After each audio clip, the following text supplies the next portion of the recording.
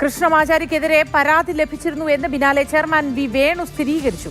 ബിനാലെയുമായി ബന്ധപ്പെട്ട് പ്രവർത്തിച്ചിരുന്ന യുവതിയാണ് പരാതിക്കാരി. എസ് രാഗൻ വിവരങ്ങളുമായി ചേരുന്നുണ്ട്. രാഗൻ, അന്താരാഷ്ട്ര തലത്തിൽ അറിയപ്പെടുന്ന ഒരു ചിത്രകാരനാണ്, കലാകാരനാണ്.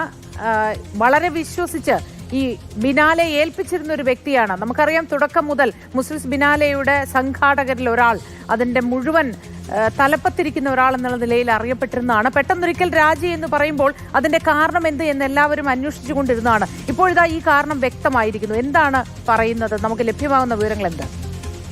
മോത്തി 2026 ജനുവരി 14 ബോസ് കൃഷ്ണമാചാരി രാജിവെച്ചത്. കൊച്ചി ബിനാലെയുടെ പ്രസിഡന്റ് ആയിരുന്നു അദ്ദേഹം.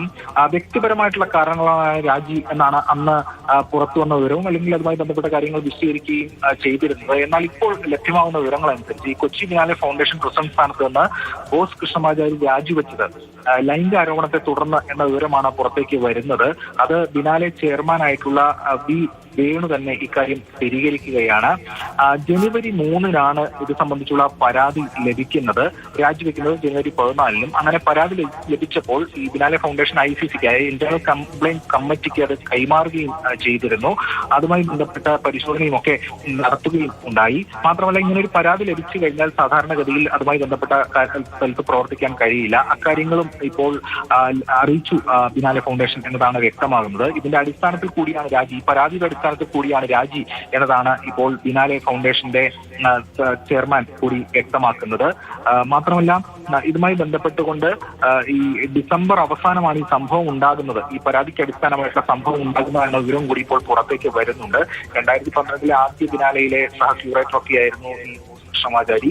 ബിനാലെയുടെ ഫൗണ്ടേഷന്റെ പ്രവർത്തനങ്ങൾ ഈ തുടക്ക കാലഘട്ടത്തിൽ മുതൽ ഈ അടുത്ത് വരെ നിലനിന്നിരുന്നതുമാണ്.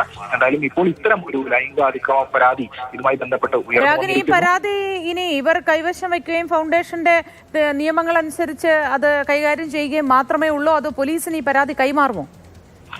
നിലവിൽ നമ്മൾ സംസാരിച്ചിരുന്നു, ബിനാലെ ഫൗണ്ടേഷന്റെ ചെയർമാനും മറ്റുമൊക്കെയായി സംസാരിച്ചിരുന്നു. അദ്ദേഹം പറഞ്ഞത് അത് പ്രത്യേകിച്ചും ഈ ബിനാലെ ഫൗണ്ടേഷൻ ലഭിച്ച ഒരു പരാതിയാണ്. ഈ പരാതി പ്രത്യേകിച്ചും ഈ ബിനാലെ ഫൗണ്ടേഷന്റെ ഭാഗമായി പ്രവർത്തിക്കുന്ന യുവതിയിൽ നിന്നാണ് ഈ പരാതി ബോസ് കൃഷ്ണമാചാരിക്കെതിരെ ഉയർന്നു വന്നത്.